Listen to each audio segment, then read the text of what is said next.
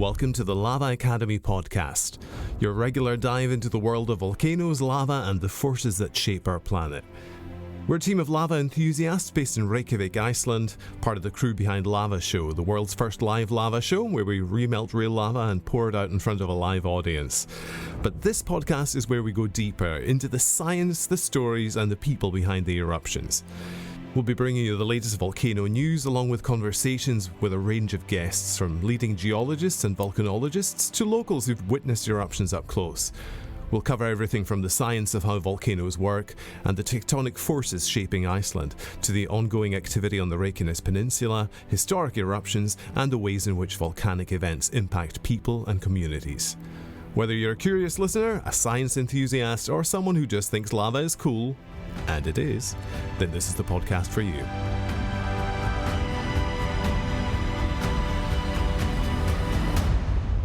Welcome back to the Lava Academy podcast. I am your host, Iain MacKinnon, former primary school teacher, now playing with lava for a living, and I'm joined by my co-host, Heidar.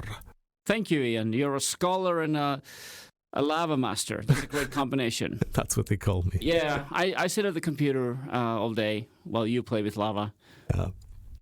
We all have our part to play. We do. And actually, before we get going on the main part of today's episode, the interview, may as well give you a timely update on what's been going on here on the Reykjanes Peninsula.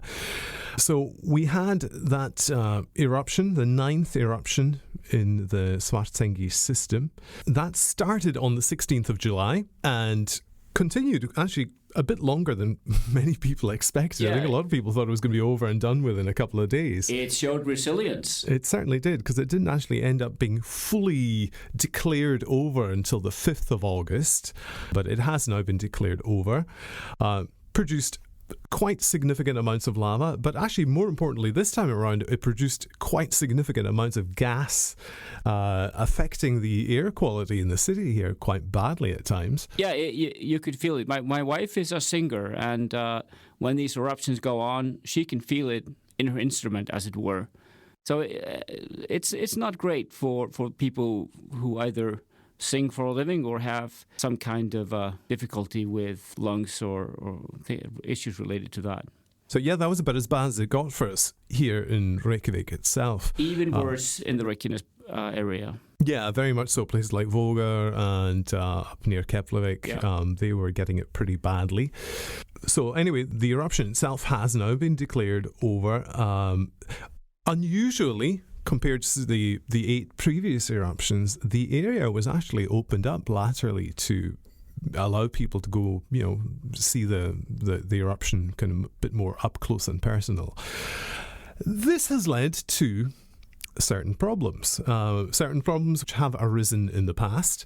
Yes. And have arisen again, and that being people getting themselves into less than safe situations. Indeed. By walking on the lava, the still hot lava. Yeah.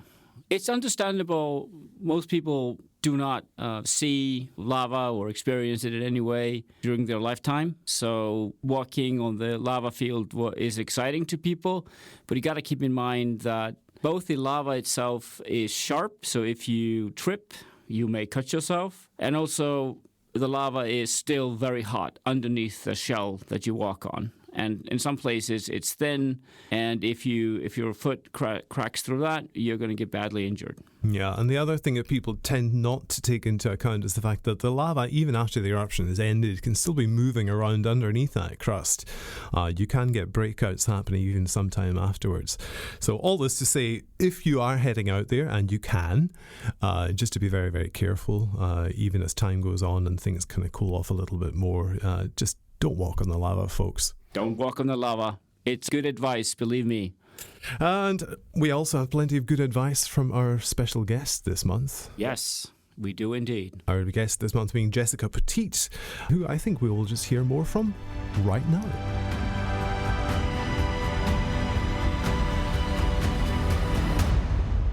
All right, our guest today is Jessica Poteet, who has, many strings to her bow, including being a geoscientist, a marketing manager, and one of the moderators of the Icelandic Geology Facebook group. Welcome, Jessica. Hi, everyone. Welcome. Hi, Ian. Hi, Iain. Hi.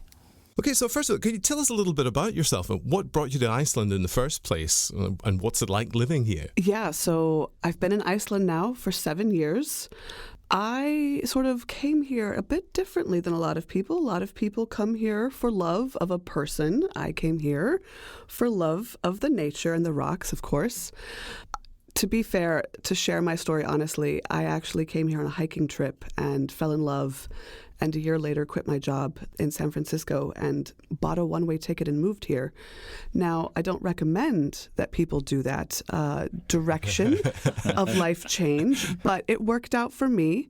And I've been working as a marketing manager now of a travel tech company, and I do a lot of like freelance science communication. I don't work as a geologist anymore. I do want to say that, once a geologist, always a geologist, right? It's in you. But yeah, I do a lot of freelance writing work now for international media. Okay, cool. So you mentioned the Icelandic Geology Facebook group. I mean, you are pretty active there. Yeah.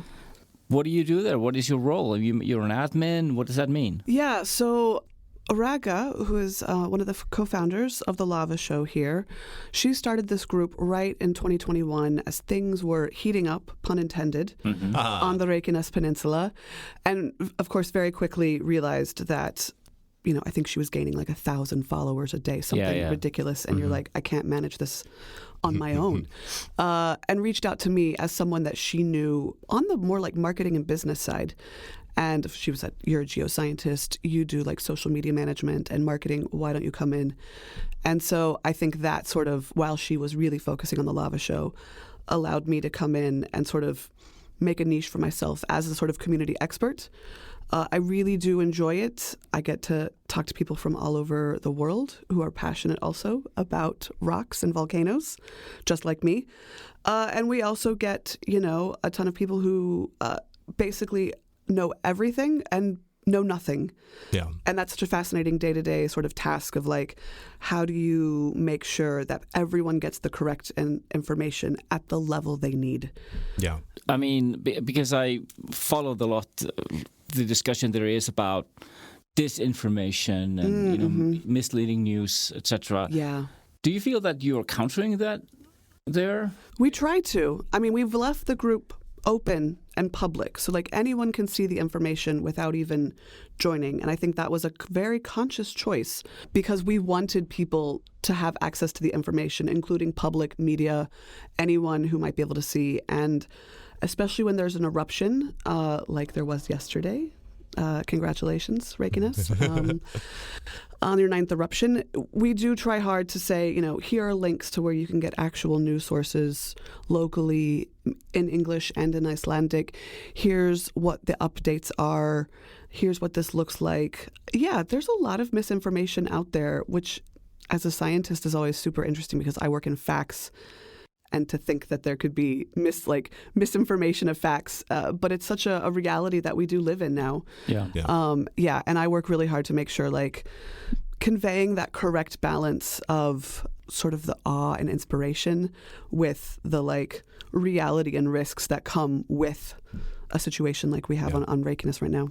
Yeah. So we'll talk a little bit more about that kind of stuff later on, actually. So we'll cycle back around to that. But no, just kind of starting with a general kind of overview of things.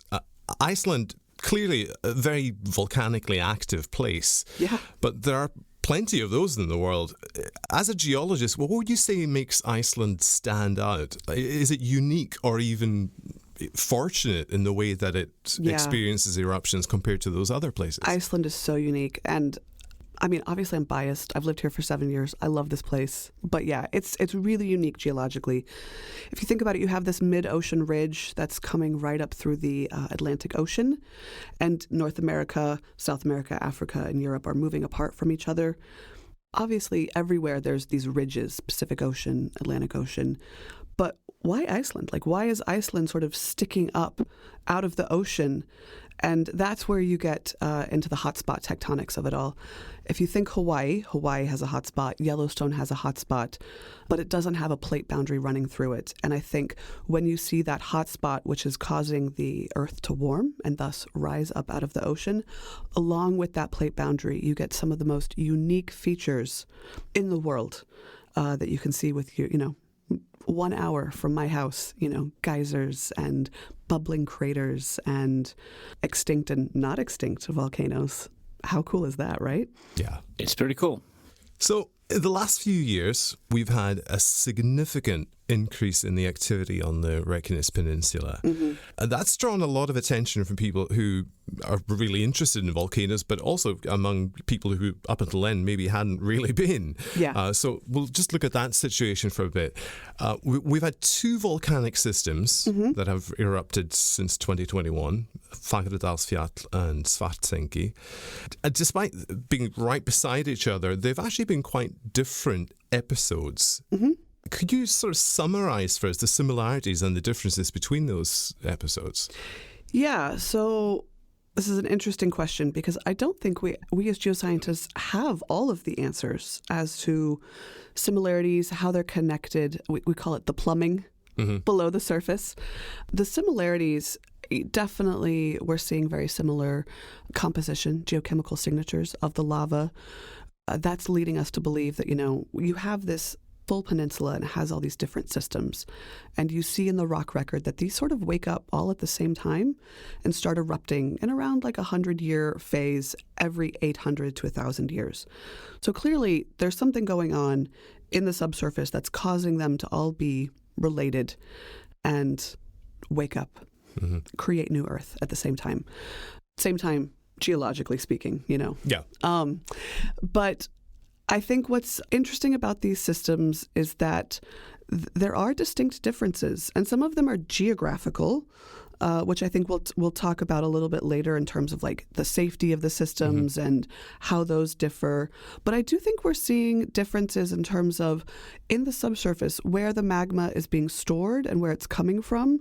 For those who aren't as familiar with the nomenclature, of course, magma is the stuff that's underneath the surface, and then once it erupts, you get lava. And sometimes you're getting magma from really, really far deep, like we saw at Fagradalsfjall. It almost felt like a direct highway straight from the mantle. And then you also have Sundnökkr or Svartsengi, which is what's erupting right now. And you have this sort of magma chamber that sits and fills up and then creates little dikes that come to the surface, and that's what we're seeing erupt. And so when you're seeing sort of this unpredictability of when is it going to erupt, when is it not, that's because there's a difference in the setup in the subsurface. Yeah. So were there any surprises in the way any of these many eruptions played out? I mean, they were we're now at number 12, which is mind-blowing to me. Yeah, there's a couple surprises. I think for me specifically, from a geological perspective, one, the 9th eruption at Sundnökkr that happened, I think that surprised me. There was a lot of data that said that wasn't going to happen. And I think rule number 1 of geology is expect the unexpected. Always expect the unexpected. And that's what we saw. Sometimes, what geology is where you see a lot of trends and data and you start to make predictions based on trends, either from analogous systems or from the same system. And the Sundnökkr eruption isn't following trends always. Sometimes it is, and sometimes it's not. And I think when it starts to have a few eruptions that followed a trend, that sort of lulled us, I think, into a false... Yeah, you think you know what's going on. You think you know what's going to happen, and then all of a sudden, nope, there's one tiny little eruption on the south side of the dike next to Grindavik, and a huge dike emplacement to the north heading straight for the highway, and all bets are off of what the next eruption is going to look like, and that's what we had at the 9th. Yeah. There was some GPS data that said, I think we might be there, but there was some other data, like inflation data, that was like, I don't think we've actually filled up yet. And to be fair, I wasn't even paying attention. I was like, this is August for sure, if not even fall. And then woke up to like 70 missed messages of like, it's going. But on the other side, super fascinating that Fagradalsfjall erupted almost to the, every year. Yeah. Almost within a week or two, it was like, summer's here, gotta erupt again. Yeah. And what I found interesting about that is a lot of these systems actually, the spacing between eruptions gets a little bit longer each time you have an eruption in a series. But this one was like, nope, July has hit. We are now erupting again and again. That to me was just, it was probably a coincidence. audiences don't make too much out of that, but I found it really surprising and interesting. And of course, now it's stopped. Yeah, it seems to me like there are so many questions in geology that haven't been answered. There are, and I think we live in such a lucky, fascinating time as geoscientists to be able to see this eruption series on Reykjanes play out in real time, to be able to collect the data, which will help both in terms of how we protect the people of Reykjanes in the future, but in other systems in Iceland that might have similar eruption patterns, how can we make predictions on those as well? Perfect segue, actually, because I was actually just about to ask you about the forecasting of these things. Yeah. So, I mean, how are they doing that? And was there any real difference in the way that events were being forecasted at Fagradalsfjall versus Sundhnúkur or Svartsengi? Yeah, I think one of the key differences is once Fagradalsfjall started, there was a bunch of sensors and data placed into the peninsula. Mm-hmm. Immediately there was like, okay, we have to start measuring this. More GPS was put in, more cameras, more just more everything to start collecting that data more. So on the Icelandic Met Office website, there is a link on there that people can go to, and we'll have a link to this in the show notes, that shows all the ground deformation data for the whole of Iceland. And the cluster of sensors that they have around the Reykjanes Peninsula is insane. It was not that dense 5 years ago. No. I can say that for sure. Also, if you go to the Iceland Geology Facebook group, it's the first pinned post, which is like links to all of the webcams and the data. Yep. So we've made sure to put that there for you as well. I think in terms of predicting, I want to start out by saying there's never going to be a 100% answer. Yeah. Geology is always a bit of a guessing game. I always say this, like I think about the geoscientists in Italy who were charged legally with not predicting. It was either a volcano or an earthquake. Like, to me, that's just absurd. Like, you're never going to have a 100% ability to predict these things. But what you can do is you can make, of course, educated guesses by collecting data, looking at trends, looking at past analogs, and then being able to build a model. Mm-hmm. And with that, then you can start to make a good prediction.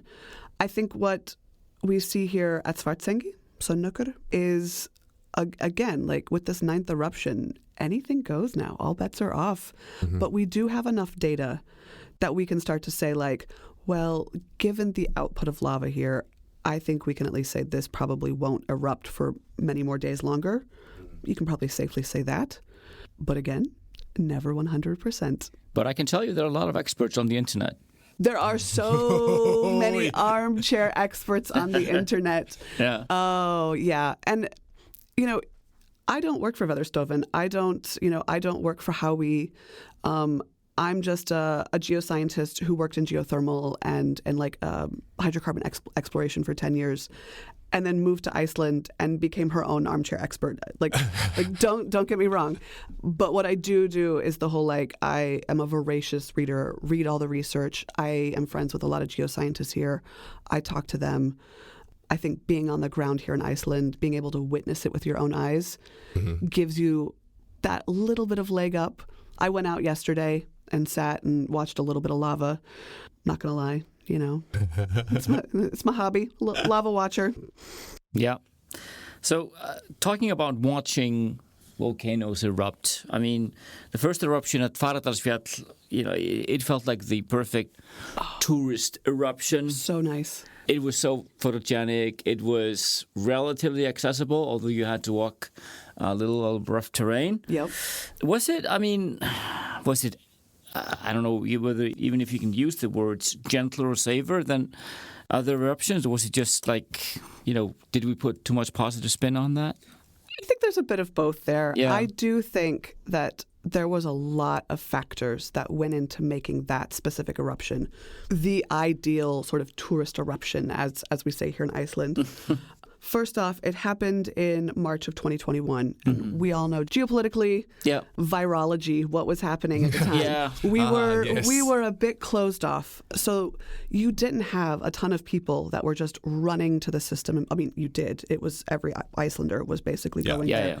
But that's a closed system of people. Yeah, and a system of people who have experience of this before. Exactly. So when you do see those videos of people eating hroin cookies and roasting hot dogs on some lava, potentially those people have actually done that before. So I don't recommend that now for sure. Welcome to Iceland, folks. Exactly. The other thing that I think is really special about this one is that it happened in a very mountainous valley. So that as you're hiking in and as you're watching it, it was sort of an amphitheater setup, which both allows people to be back away from the lava and the craters at a safe distance, but also up, so that when, the gases that are coming out of this volcano sink, you're up away from it. I always kind of compare it to people going to see a concert at Red Rocks. It was a bit like Red Rocks, if you're familiar with Red Rocks, except much, much hotter. But yeah, and then of course, I do actually think there was probably less, especially in the 2021 eruption, less gases than we're seeing now. Yeah. I think Sunnukkur is really gaseous. She should look into that. That's probably not healthy for her. But yeah, there were just so many geographic and world event issues that actually caused it to be such a unique time for us here. It was a cultural moment. It was a cultural moment. Yeah. People with guitars. People brought horses out and were like taking photos in red dresses. And I just, some things that I probably wouldn't do, just knowing the unpredictability. Yeah. The other thing is, I think it was a bit more stable. And maybe we'll geologically. Yeah, especially in those, like if you think about Sunnukkur right now, these fissures that open up, they, like just yesterday, you had this sort of N echelon series of about 2 kilometers of fissures. And then all of a sudden they're like, oh my gosh, 4 hours, 6 hours later, another fissure opened up. Yeah. And if someone had been out there walking around, who knows what would have happened. Yeah. And of course, the other issue, and maybe there's more questions that you have on this, is the fact that when the dike of magma first emplaced in November of 2023 at Svartsengi, that created like the most earthquakes I think that were ever recorded, maybe ever on Earth. And it really, really cracked the Earth in ways that we don't have them mapped. They're really unsafe. If you're going out there and walking, and we didn't really see that with Fagradalsfjall. Although we got the quakes. We did get the quakes. We didn't have extent. this actual rifting where this dike is coming up and actually breaking apart the surface of the earth before there was even an eruption. Because out there now, I mean, that surface and subsurface, I guess, is pretty much pulverized. It's really pulverized. And I mean, but this is very classic rift morphology and rift creation. We're watching the Earth split apart in real time. Wow. And of course now in real time we're watching baby Earth be born. Yay. Well, I gotta say that the first eruption at Fagradalsfjall, it did not occur to me, I don't think it occurred to anybody, that you could have this, for lack of a better word, a violent event. It seemed very gentle. I mean, it was so awe-inspiring. Far removed from any infrastructure. Yeah. We were definitely lulled into a false sense of security. For sure. Absolutely. So, on that very note, did we then underestimate the dangers of things at Sunnukkur when that kicked off as a result of how, I guess, tame, if you like, Fagradalsfjall had actually been and the accessibility of it? That's a good question. I think the general public maybe underestimated. I actually think if you look at, not that you can see this easily, but if you look at what was being discussed by the scientists at Veðurstovan, Howie, the researchers that come in from abroad that study this as well, I think they knew a bit, especially after that earthquake swarm that happened in November, because the first eruption at Svartsengi was closed off. They already knew we're not going to have this open like Fagradalsfjall and Litli-Hrútur and Meradalur and all that. They were like, no, this is different. I also draw the public's attention. I don't know how widely known this is. I've seen several articles that talk about in the 80s and 90s how the town of Grindavik actually did volcano drills. preparing for this. So really? people knew that this was a possibility. Yeah. Yeah, and so there were sort of like, schools doing research, preparing for that a little bit. So I don't think it caught people fully off guard, but yeah, it's always. I think given the proximity to infrastructure in the town of Grindavik, how it was, and then you had this earthquake swarm, I think people immediately were like, this is a different ball game. It really was. I mean, I've mentioned it on this podcast before, the events of that night and how completely crazy it was. Yeah. I don't think people outside of people who weren't here at the time can quite get the full extent of just how insane that was. It was a bit chaotic for sure.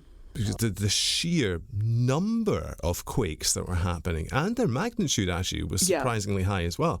The videos that you can hear the sound. Yeah. And you have to tell people that is the sound of the earth literally ripping apart. Mm-hmm.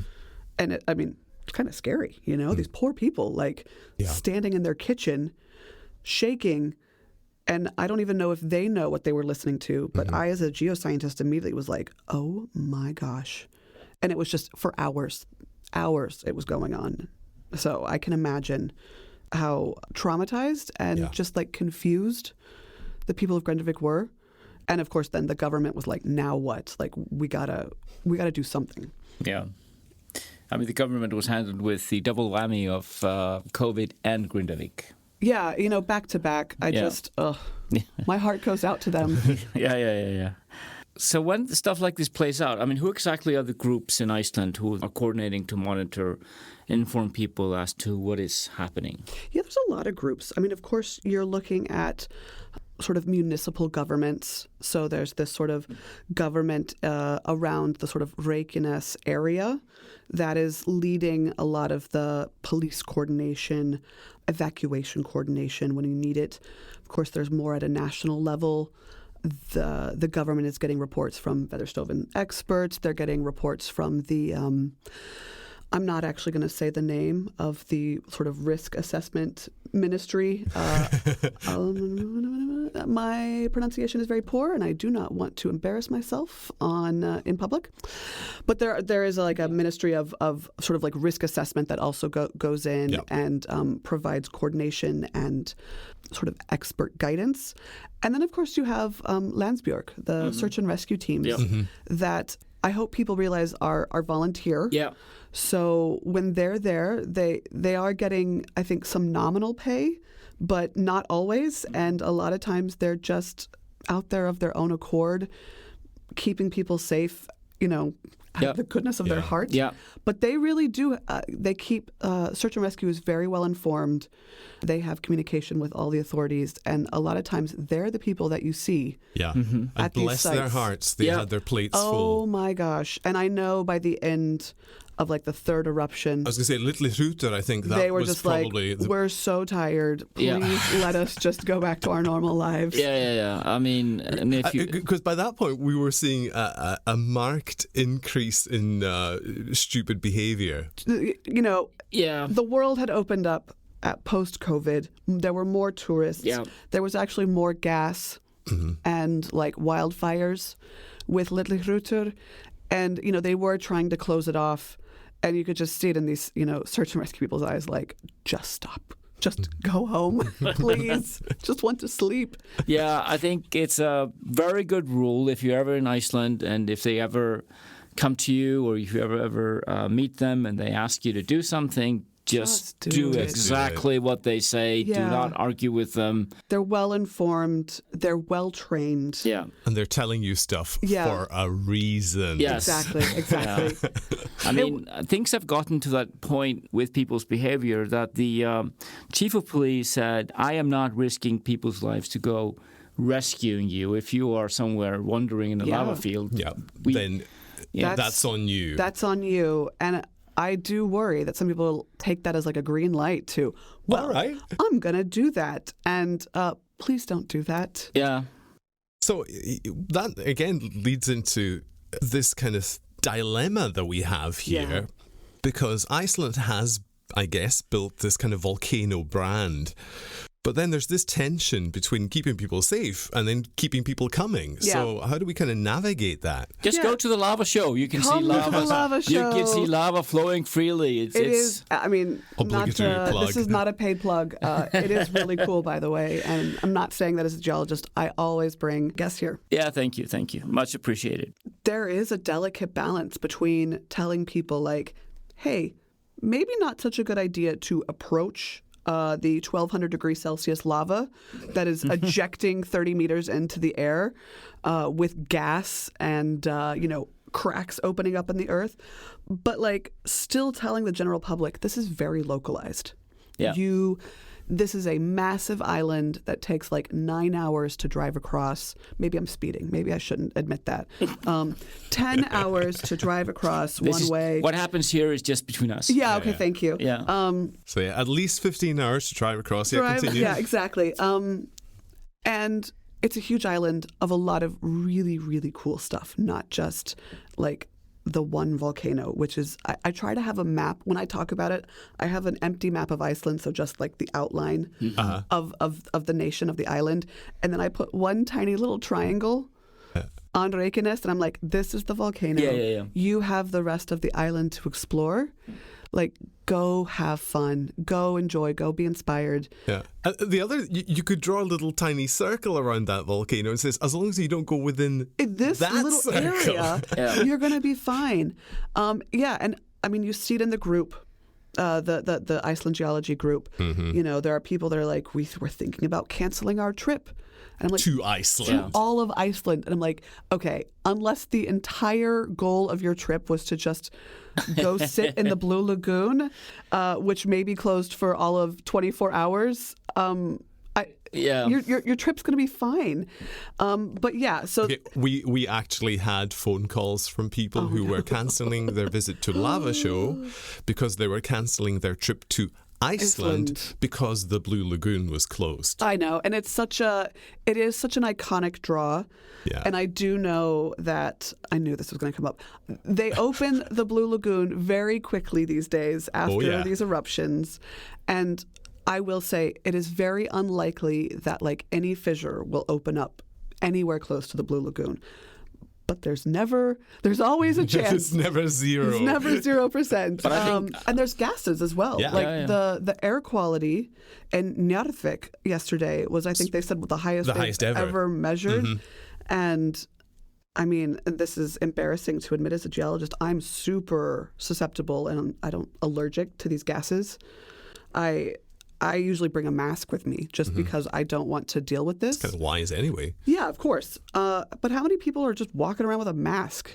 And not like not a COVID mask. I mean, like an actual massive mask. Yeah, but I just want to comment, like the job you do on the Icelandic Geology Facebook group is so important. Yeah, because of what you talked about is that these eruptions are highly localized. Yeah. And I mean, they basically show you how a country or a place like Iceland is made and how it's constantly evolving, but it doesn't mean... How all of like the Earth is made, technically. Right. Yeah. Sure. A microcosm of the bigger picture. And I think as long as you come at like viewing the volcano with respect and logic, like not wandering out, I'm going to go look at the lava. As long as you're like, hey, I'm going to pull off on this roundabout, step out of my car. How many times do you get to see an erupting volcano? Like, that's really cool. And as long as you're doing that, like with all traffic laws in mind. Yeah. I say that as I almost, hit someone just randomly walking into the highway yesterday on the side of the road. As long as you're obeying traffic laws, obeying where the actual like land closures are, come watch New Earth be born. Yeah. That's like, what a unique opportunity. Absolutely. So, like, even locally, is the way that the news is being reported a bit of an issue? Is there a certain degree of eruption fatigue that's stopping people locally from really paying that much attention to what's actually happening? I don't actually think so. And I feel like anyone who's sort of in Reykjanes or Grindavik, they are probably just very tired. You see the interviews, with like the mayor of Grindavik, and he's like, please let this be the last one, He's just like, I'm so done with this, and I have every empathy for him. I think Icelanders, similar to how they feel about the Northern Lights, are like, we've seen this. But, my colleagues at work still talk about it. They still come and they're like, put the live stream up. And RÚV, which is, sort of the national broadcaster here in Iceland, always has the live stream going. Pretty funny yesterday, actually, because it was fully gray. There was so much fog and so much volcanic fog that you couldn't see anything, but they were still playing it live. It was just a gray screen. And what I'll be interested to see how this progresses is when we have like an eruption, and I'm not saying this is happening tomorrow. I'm saying when it does happen at like Katla or Katla, that is a different ball game. I mean, at least Katla. One of those over there further east. How is that going to be? Are we going to go crazy with it and like the whole country's going to stop, or are we just going to be like, we're so tired of eruptions? Please let this be over. I can answer that as an Icelander. Yeah, absolutely. I think it depends on what big volcano erupts. So if you have Bárðarbunga, which is remote, it's going to make for some stunning images. You'll have some glacial outbursts for sure. But if it's Katla, that is will be a large event. Absolutely. No matter how, there's not going to be any fatigue around that. People are going to be paying attention. And it just the safety of so many people is on the line at Katla. So both on the ground and in the air potentially. Yes, for sure. So it depends on what is erupting. But Icelanders, are known for being storytellers. A little bit of a cliche for being, this is the saga island. And we see, the expert and officials appearing in the media pretty regularly. So what role do you think scientists and officials play in shaping Iceland's image, our external image during eruptions? Not just the expert, but as sort of storytellers. That's a great question. Absolutely agree with sort of like Iceland being the saga, the birthplace of sagas, and you see that play out like in terms of the arts and the music that you see here as well. I think we have a lot of various experts that end up on YouTube videos, other podcasts. I'm not even talking about myself here. I'm just a girl with a geology degree. Our founder certainly has become a celebrity. Exactly. Just because on the back of this. Lady Lava influencer. But I think, to me, the best scientists are the ones who are just like doing their day job, keeping their head down, making very measured predictions. I raise an eyebrow at the ones that show up on various videos or live streams and make like detailed predictions of like 10 p.m. on August 1st. Mark your calendars, everyone. Eruption. And I'm like, what? That's not scientifically accurate. But I do think we have so many great. I don't think if you asked someone from like, I don't know, Germany or Kansas or Bolivia, hey, can you tell me the name of an Icelandic geologist? Probably couldn't do that. But I think you could have them be like, yeah, that is like a geology playground. Like I think people know that. And I think the ability to do such good science here plays into that image that we have here. With great science comes great responsibility. Exactly. Oh my gosh, yes. We are all Spider-Man scientists.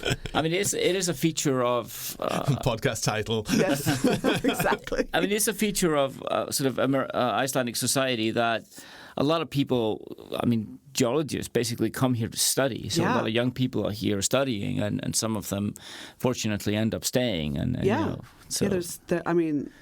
There's some really great science that goes on here, both from people that end up staying and, are from abroad and come over, and good on them. Exactly. Yeah. So this is a new volcanic era, people say, on the Reykjanes Peninsula. So how can we sort of deal with that going forward? I'm assuming that this era, you said something about a century, 100 years, every 800 years, if I understood correctly. Yeah. So that means that we are in for this fun, for a few years. We got a ways to go. Yeah. Lock in, everyone. Here we go. I mean, how do we sort of communicate? It sort of goes back to the earlier question. I mean, these are localized events, but they're not entirely predictable. Yeah. Only thing that we are, maybe ready to predict is that they will go on for a few decades. In sort of these, there's like 6 volcanic zones. Across the peninsula. Most likely, all of them will erupt. In the at some point in the next 50 to 100 years. Mm-hmm.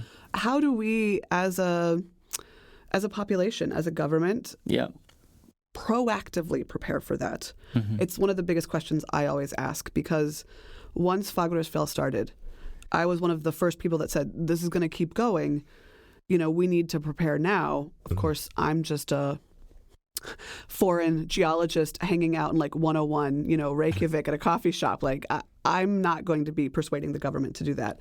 But I think 12 eruptions later, the data speak for itself. And that's hopefully, and I know people now are thinking about, what do we do next? Like, while, I don't like I said, I don't like making 100% predictions. I don't think that the capital area is at risk, but I do think that there are other infrastructure and neighborhoods that could potentially be affected by other eruptions in these other volcanic zones. Yeah.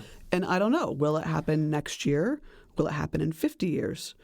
But how do we balance that proactive protection with, like, we don't have the budget, or we just don't know, so let's just, like, Þetturættast.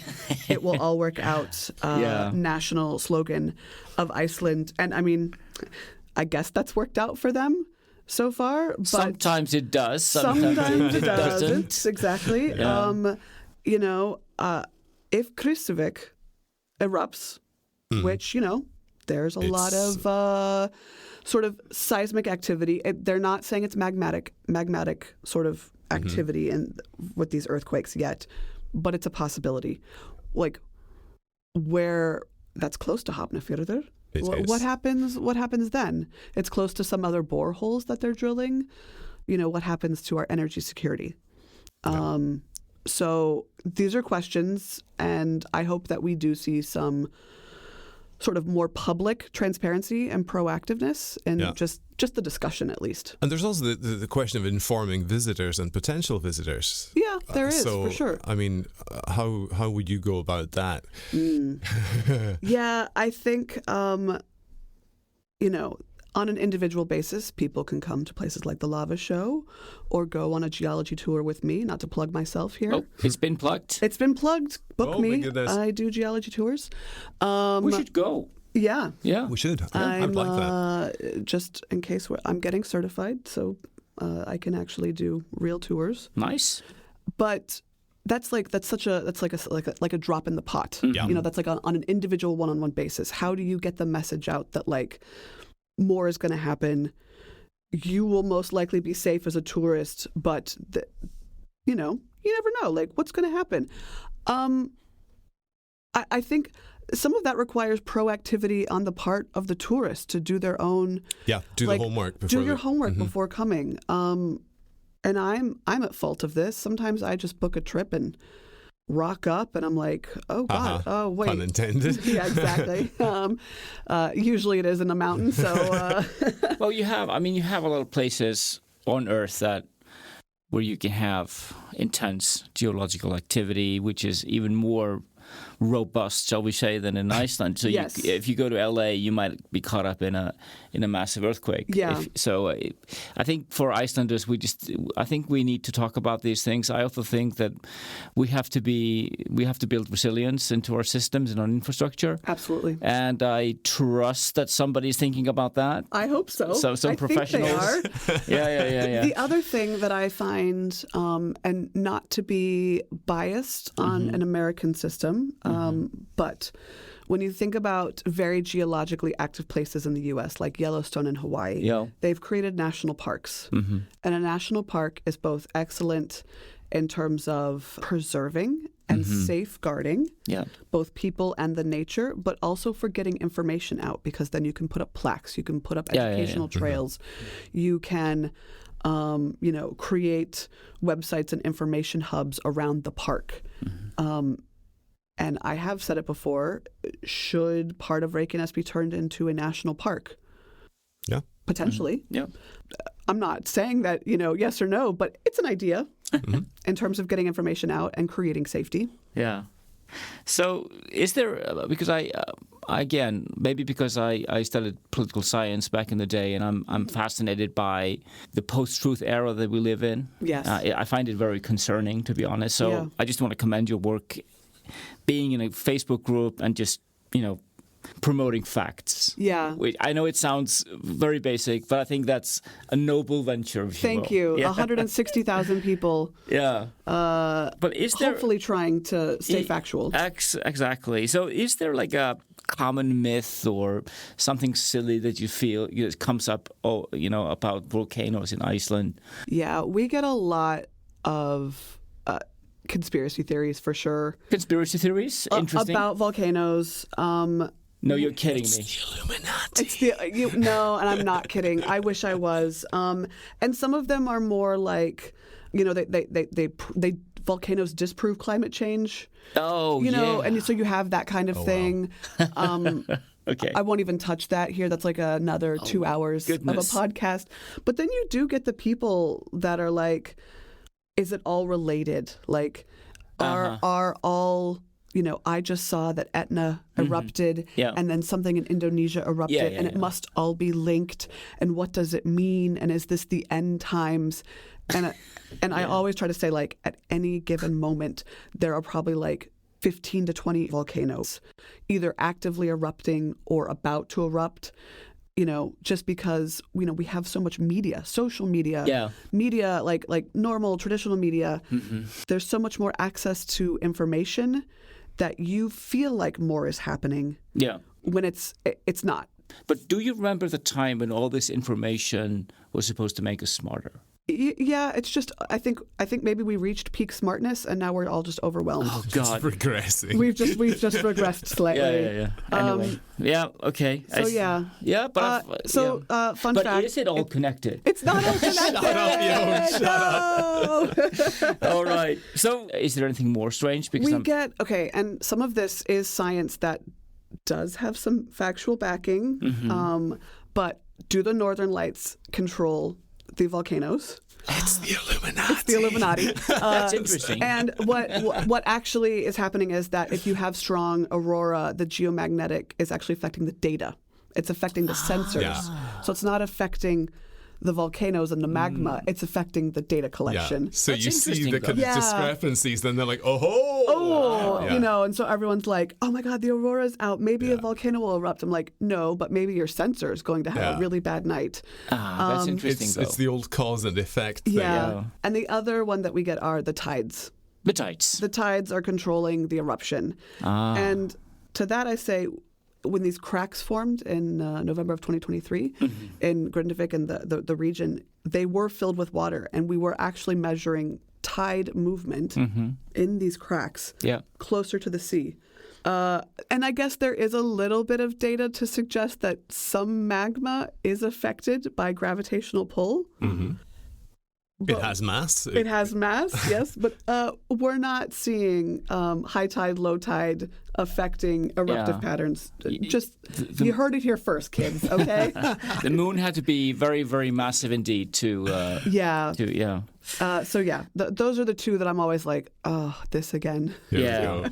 So where can people actually find the group then, and who's it for? Actually, so is it just like a bunch of geologists hanging out? No, it's for anyone. It's for anyone who wants to learn more. Maybe you're really into science, but you're not a scientist. Like, it's a great place to sort of learn about the basic concepts. Yeah. Maybe you're about to plan a trip to Iceland and you want to know more about, like, what are really cool geologic things that we could see. Absolutely. Ask those questions too. But yeah, we have a ton of people. We have a couple of geoscientists in the group. We have a couple of people who are just, and I say this with love as a fellow nerd myself. We have a couple of nerds in the group who just Proud nerd over here. Exactly. You know, we all are, who are just really into it, you know, and good for them. Like we always, I think the world continues to run because there are always people that are passionate and a little bit nerdy who are continuing to push the world forward. Yes, indeed. Well, thank you very much for your efforts in pushing things forward. Absolutely. Thank you. Yeah. Jessica Poteet, thank you. Thank you. Thanks for having me. Thank this was so great. Thank you. Yeah. Lovely having you on. Thank you. And come to the Lava Show. I love that. That was planted by me, the marketing guy. Yeah. Lovely.